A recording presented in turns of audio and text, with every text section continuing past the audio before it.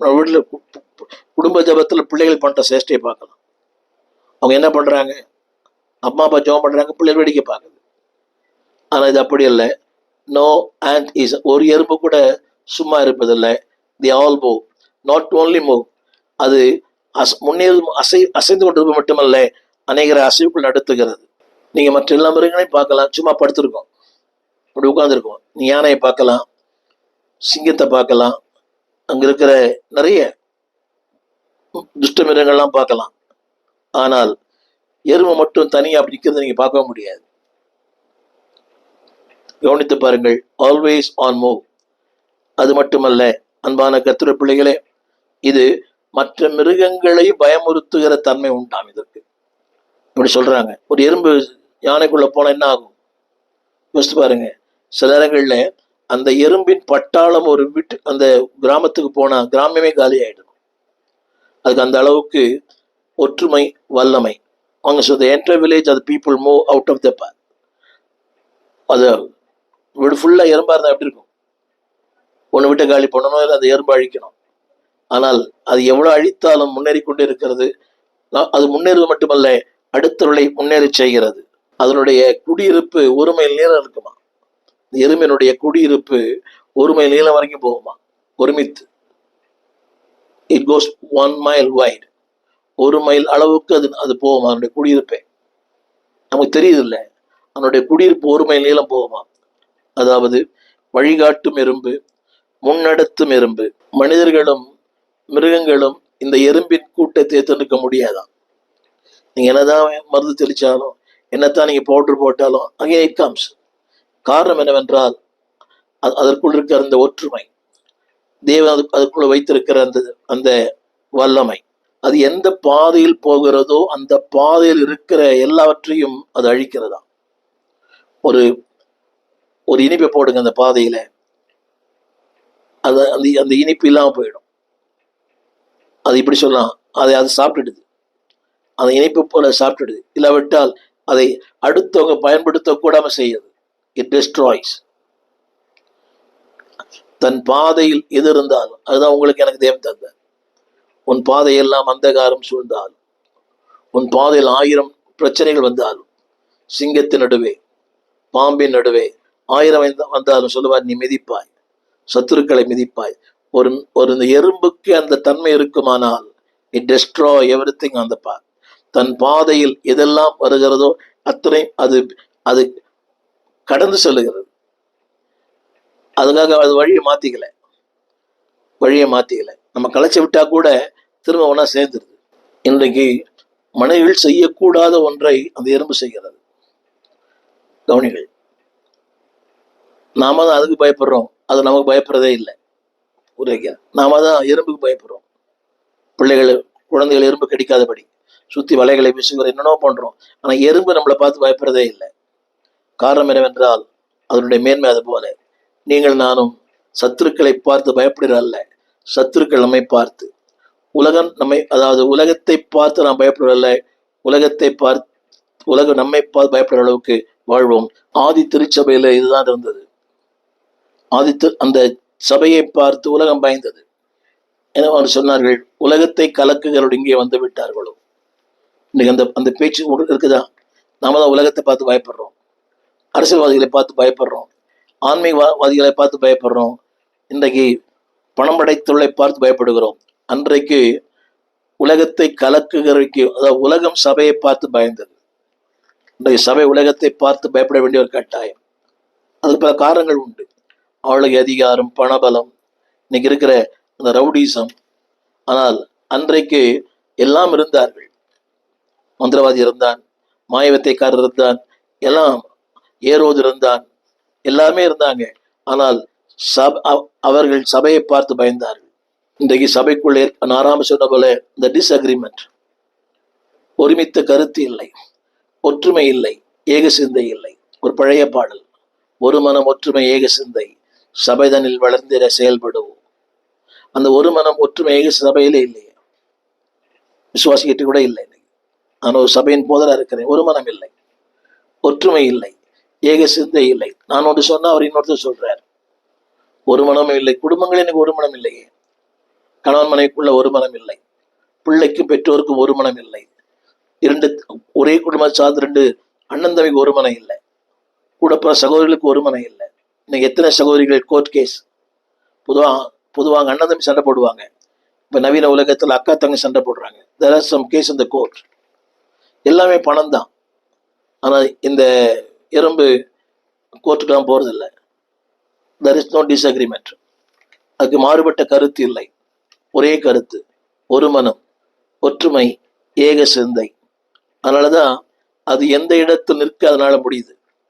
ஆரம்ப சொன்னது போல மனிதர்கள் எறும்பை பார்த்து பயப்படலாம், ஆனா எறும்பு மனிதர்களை பார்த்து பயப்படுறதே கிடையாது. ஒரு வேளை கால் நசுக்கிட்டு போயிடுவான், ஆனா அது இன்னொருத்துல போய் தன்னுடைய இனத்தை வளர்க்கிறது. It always stand.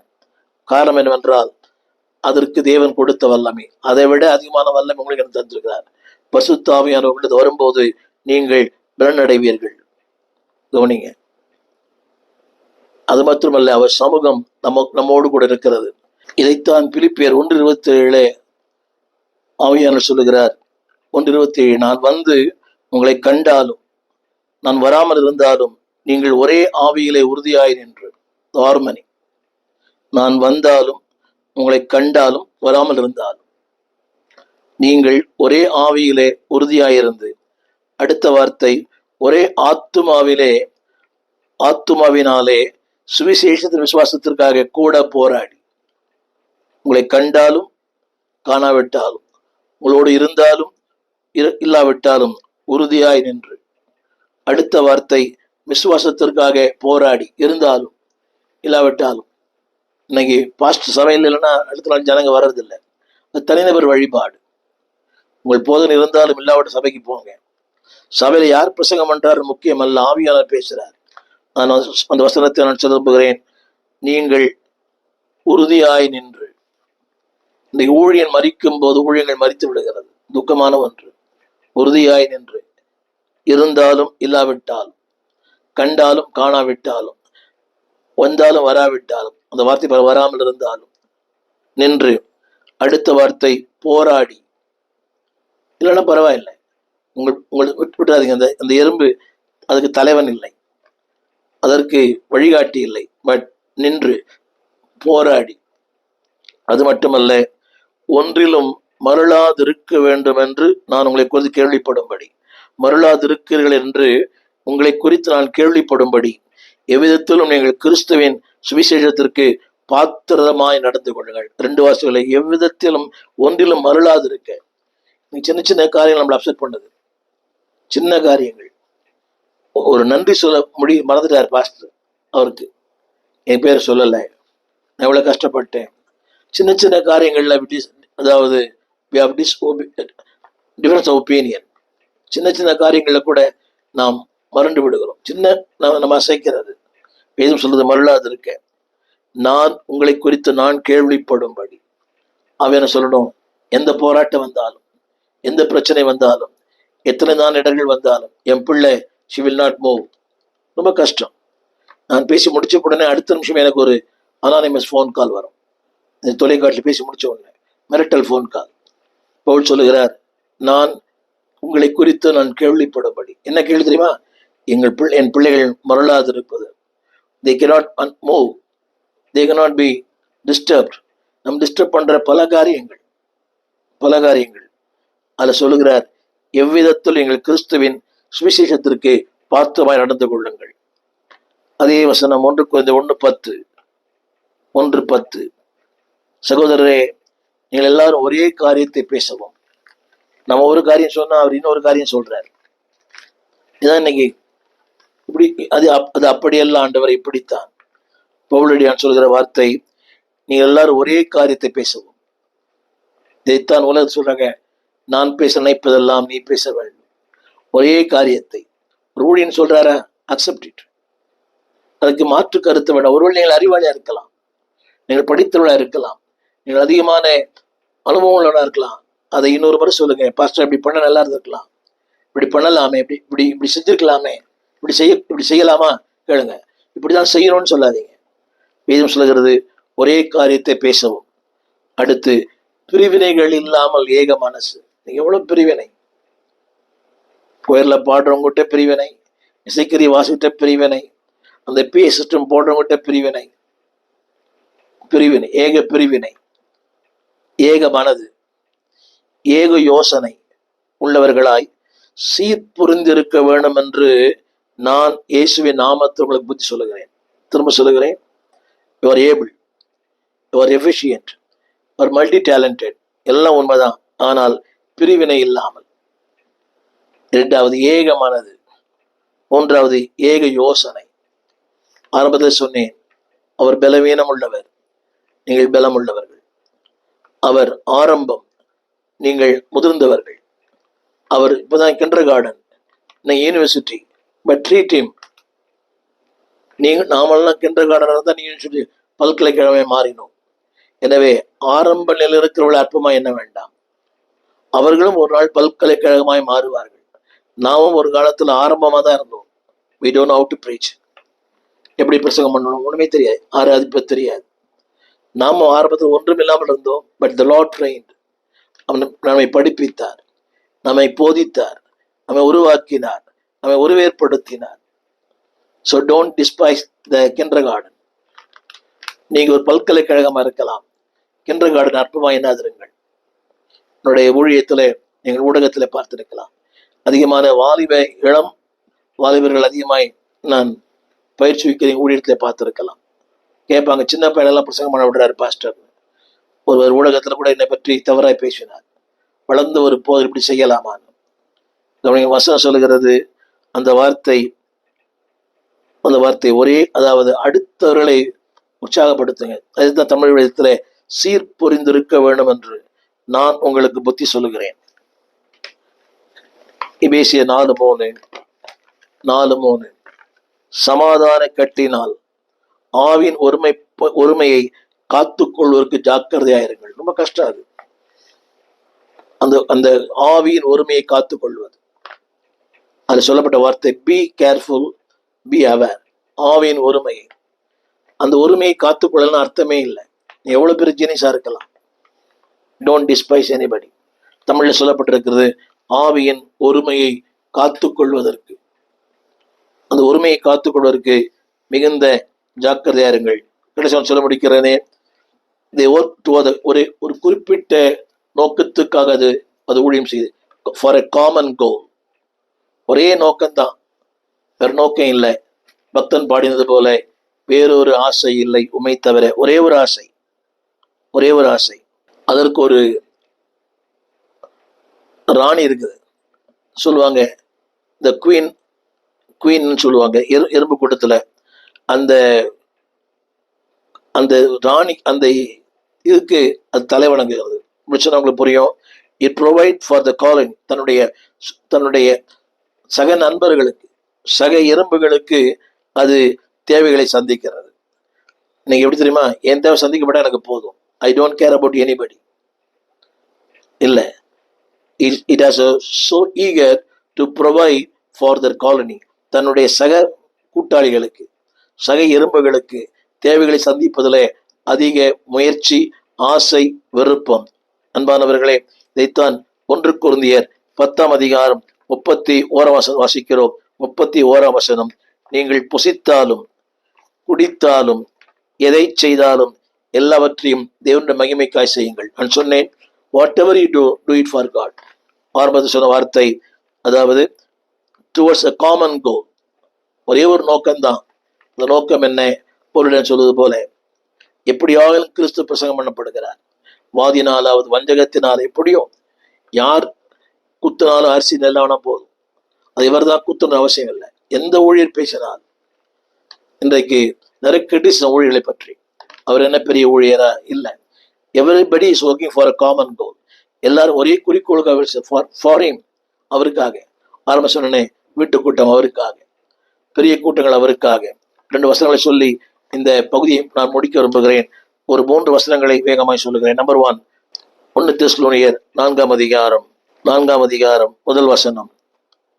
நீங்கள் இன்னின்ன பிரகாரம் நடக்கவும் தேவனுக்கு பிரியமாய் இருக்க வேண்டும் என்று எங்களால் கேட்டு ஏற்றுக்கொண்டபடியே அதிகமாய் தேரும்படி. ஃபார் காமன் கோல், ஒரே நோக்கம்தான். இன்னின்ன பிரகாரம் நடக்கவும் தேவனுக்கு பிரியமாய் இருக்கவும் வேண்டும் என்று எங்களால் கேட்டு ஏற்றுக்கொண்டபடியே அதிகமாய் தேரும்படிக்கு நான் உங்களை வேண்டிக் கொள்கிறேன், புத்தி சொல்லுகிறேன். நினைக்கிறேன் தேரும்படி விரும்புங்க. நான் தேரணும் ஆண்டவரே. இன்றைக்கு கூட ஜெபிச்சேன். இந்த கிருபை போதாது, இந்த வெளிப்பாடு போதாது, இந்த புரிந்து கொள்ளல் போதாது, இந்த ஆழம் போதாது. இன்னும் நான் சொல்ல வந்த வார்த்தை அதிகமாய் தேரும்படி. ஜபத்திலே, ஆராதனையிலே, வசனத்திலே, நல்ல பண்புகளிலே, நல்ல சுபாவங்களிலே, கொடுப்பதிலே, அடுத்தவரோடு பழகுவதிலே, அடுத்தவர்களுக்கு உதவி செய்வதிலே தேருங்கள். தேரும்படிக்கு கர்த்தராகிய இயேசுவுக்குள் உங்களை வேண்டிக் கொள்கிறேன். இரண்டாம் புத்தி சொல்லுகிறேன்.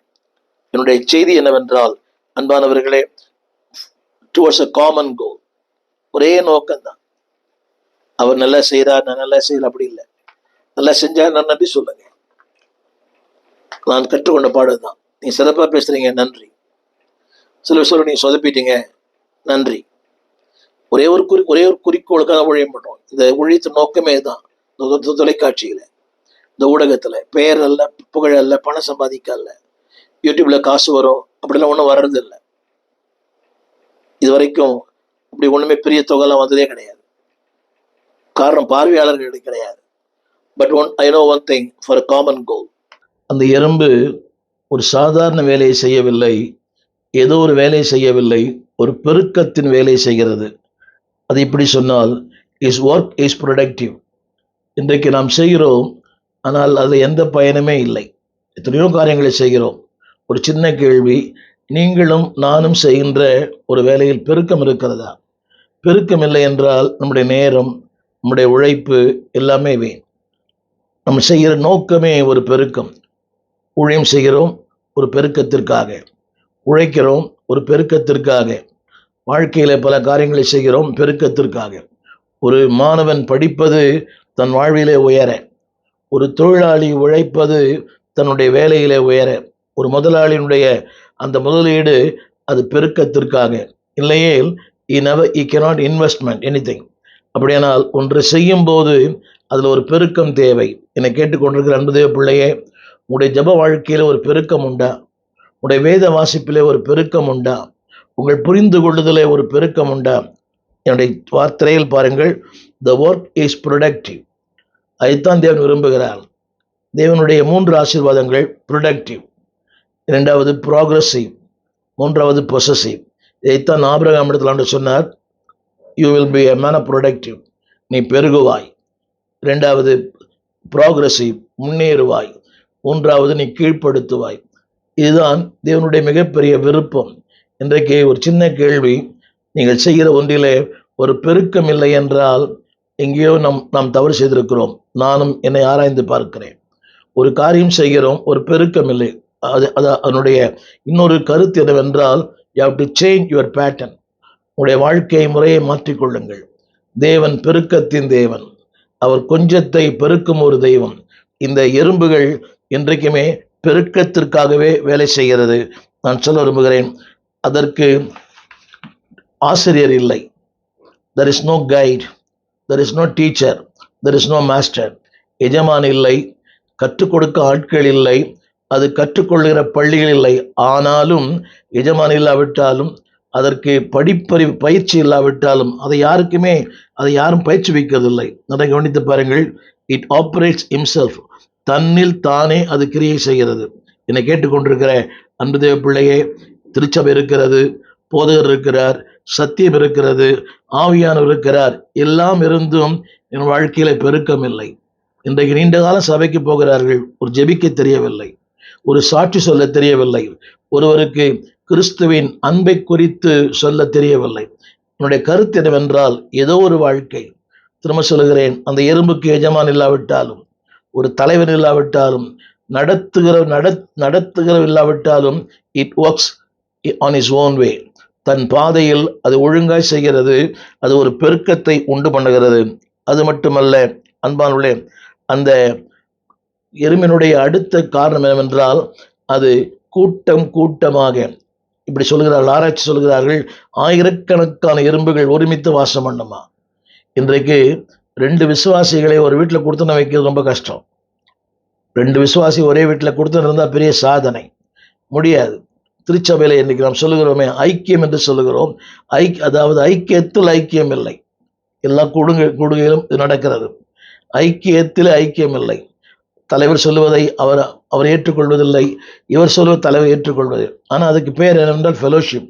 குடும்பங்களிலே இன்றைக்கு ஐக்கியம் இல்லை. கவனிங்கள், ஆயிரக்கணக்கான எறும்புகள் ஒருமித்து வாசம் பண்ணுகிறது, ஒருமித்து பயணம் பண்ணுகிறது. No variation, no dispute. அங்கே மாற்று கருத்துக்கள் இல்லை, ஒன்றுக்கொன்று மோதிக்கொள்வதில்லை. என்னை கேட்டுக்கொண்டிருக்கிற அன்பு தேவ பிள்ளையே, இதைத்தான் ஆண்டு சொன்னார், எறும்பினிடத்திலே கற்றுக்கொள். நம்முடைய கருத்து என்னவென்றால் ப்ரொடக்டிவ். இரண்டாவது, நம்முடைய இன்னொரு கருத்து என்னவென்றால் த யூனிட்டி. அது எப்படி இருக்கிறதுன்னு சொன்னால் ஒருமித்து அது வாசம் பண்ணுகிறது. அன்பானவர்களே, அந்த எறும்பில் இன்னொன்று இருக்கிறதா, அதாவது சோல்ஜர் ஆண்ட் என்று இருக்குதா, அதாவது இராணுவ எறும்பு. அப்படி ஒரு எறும்பு அதுக்குள்ள இருக்குதான் அந்த தேவனுடைய படைப்பில். அந்த எறும்பு என்ன செய்கிறதா, எந்த எறும்பு ஒழுங்காய் கீழ்ப்படியவில்லையோ, அதாவது அந்த ஒழுங்குமுறையில் இல்லையோ, ஒருமித்து வாசம் பண்ணுவதில்லையோ, தன் பாதையில் செல்வதில்லையோ, அங்கேயே அதை கொன்று போடுமா. இதுதான் அந்த இராணுவ எறும்பினுடைய வேலை. ஆங்கிலத்தில் சொல்லுவார்கள் த சோல்ஜர் ஆண்ட். அதனுடைய தன்மை என்னவென்றால் கீழ்ப்படியாத, ஒழுங்கில்லாத ஒன்றை அது கொன்று போடுகிறது. என் அன்பு தேவ பிள்ளைகளே, சற்று நீங்கள் யோசிக்க அன்பை கேட்கிறேன். இப்படி சொன்னால், தன் வேலையை செய்ய மறுக்கும் ஒன்றை, எந்த எறும்பு சுறுசுறுப்பாக இல்லையோ அந்த எறும்பு அதை கொன்று போடுமா. இன்றைக்கு பாருங்கள், தேவன் அன்புள்ளவர். இத்தனை நேரங்கள் நம்ம கீழ்ப்படிவதில்லை. ஊழியனுக்கு கீழ்ப்படிவதில்லை, திருச்சபைக்கு கீழ்ப்படிவதில்லை, வார்த்தைக்கு கீழ்ப்படிவதில்லை, வசனத்துக்கு கீழ்ப்படிவதில்லை. இருந்தாலும் தேவன் உங்கள் மேல், என் மேல் அன்புள்ளவராக இருக்கிறார். எத்தனை நல்ல தெய்வம். என்னை கேட்டுக்கொண்டிருக்கிற அன்பான தேவ பிள்ளையே, ஆண்டவர் உன்மேலும் என் மேலும் இந்நாள் வரையும் இரக்கமுள்ளவராய், தயவுள்ளவராய், பரிவுள்ளவராய், பாசமுள்ளவராய், அன்புள்ளவராய், நம்மேல் நீடிய பொறுமை உள்ளவராய் இருக்கிறார். அந்த வார்த்தையை கவனிங்கள், கீழ்ப்படிய மறுக்கிற ஒன்றை அது கொன்று போடுகிறதா. என்றைக்கு அது ஒருமித்து வாசம் பண்ண அது சற்று விலகி போகும்போது அந்த இராணுவ எறும்பு அதை கொன்று போடுமா. என்னை கேட்டு, எனவேதான் ஆவியானவர் திருச்சபையில் எப்படி சொல்கிறார், நீங்கள் நான் சீர்பொருந்தும் பொருட்டு. உங்களை என்ன சீர்படுத்த அப்போஸ்தலர்கள், தீர்க்கதரிசிகள், மேய்ப்பர்கள், ஆளுகை, சபை, சுவிசேஷங்கள் எல்லாரையும் கர்த்தர் ஏற்படுத்தியிருக்கிறார். ஏன் தெரியுமா? சீர்பொருந்த பண்ண.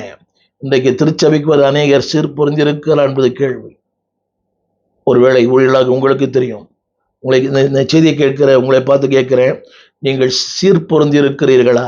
உங்கள் சபையிலே சீராக இருக்கிறீர்களா? ஊழியனோடு பொருந்தி இருக்கிறீர்களா? உங்களுக்கும் ஊழியனுக்கும் நல்மனம் உண்டா? சீர்பொருந்தும் பொருட்டு. அந்த வார்த்தையை திரையில் பாருங்கள், சீர்பொருந்த. அப்படியானால் சிறப்பாக இருக்க, ஒருமித்து இருக்க, அந்த ஊழியனுடைய எண்ணங்களை நிறைவேற்ற, ஊழியனுடைய தரிசனம் நிறைவேற்ற. இன்னைக்கு ஊழியனுக்கு ஒரு தரிசனம், விசுவாசிக்கு இன்னொரு தரிசனம். தவறு. ஊழியன் தரிசனம்தான் உங்கள் தரிசனம். உங்கள் தரிசனத்தை ஊழியன் தரிசனமாய் மாற்றிக்கொள்ளுங்கள். என் வார்த்தையை கவனிங்கள், உங்கள் தரிசனம் ஊழியன் தரிசனம் அல்ல, ஊழியனின் தரிசனம்தான் உங்கள் தரிசனம். ஊழியனுக்கு என்ன தரிசனம் இருக்கிறதோ அந்த தரிசனம் உங்களுக்குள் இல்லை என்றால் நீங்கள் நித்தியம் போய் சேர முடியாது, நீங்கள் கரை சேர முடியாது. நீங்கள் நிறைய பேர் கூட ஒரு இயக்கம் இருக்கிறது, தலைவனுடைய தரிசனம் வேறு, அந்த உடன் ஊழிய தரிசனம் வேறு. அது தவறு. நீங்கள் உடன் ஊழியா இருப்பதற்கே தகுதியற்றவர்கள். ஒரு தலைவனின் தரிசனம்தான் ஒரு உடன் ஊழியின் தரிசனம். ஒரு மெய்ப்பனின் தரிசனம்தான் ஒரு விசுவாசின் தரிசனம். இன்றைக்கு அது இல்லை. மெய்ப்பனுக்கு இருக்க தரிசனத்தில் கடுகளவாது உங்களுக்கு இருக்க வேண்டும். என்னை கேட்டுக்கொண்டு அன்பு தேவ பிள்ளைங்க, ஒரு மெய்ப்பன் இருக்கிற அந்த பாரம் கொடுகளவா உங்களுக்கு ஏதோ வர்றது டிப்டாப்பா வந்து ஒரு பாட்டு பாடி ஆட்டம் போட்டு 2 உடம்பை குலுக்கி அடுத்த வாரம் இதோடு அடுத்த ஞாயிற்றுக்கிழமை அது முடிந்தால். சில பேருக்கு ஆல்டர்னேட்டிவ் சண்டேஸ் தான். முதல் வாரம், 3ஆம் வாரம், அடுத்த முதல் வாரம். அப்படி அல்ல. திரும்ப சொல்கிறேன், கீழ்ப்படிய மறுக்கிற ஒரு எறும்பை அந்த இராணுவ எறும்பு கொன்று போடுகிறதாம். ஜாக்கிரதையா இருங்க. தேவன் பட்சிக்கிற அக்கினியா இருக்கிறார். அவருடைய கொஞ்ச நாள் பொறுமையா இருப்பாரு.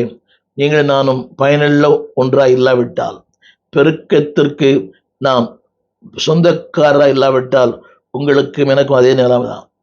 தேவனுடைய தயவு, தேவ இரக்கம், தேவனுடைய பொறுமை கொஞ்ச காலம்தான். இன்னொன்று சொல்லும்போது இதுதான் யாக்கோபின் புஸ்தகம் 2ஆம் அதிகாரம் 17ஆம் வசனம் இப்படி சொல்லுகிறது.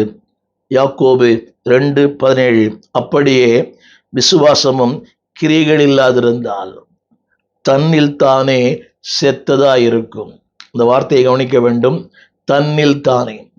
ஆண்டவர் உங்களை ஒன்றும் செய்ய வேண்டாம், உங்களுக்குள்ள ஒரு மரணம் வந்துடும். அது ஸ்பிரிச்சுவல் டெத், இல்லைன்னா சரீர மரணம். இது கேட்க கொஞ்சம் வித்தியாசமா இருக்கலாம். அந்த வார்த்தை விசுவாசமும் கிரியைகள் இல்லாதிருந்தால். சபைக்கு போறீங்க, இன்னைக்கு எல்லாத்துக்கும் தலையாட்டுறோம். ஒரு செய்தி கேட்கும்போது ஆமேன் ஆமேன் ஆமேன், விசுவாசம் இருக்கிறது, but there is no work.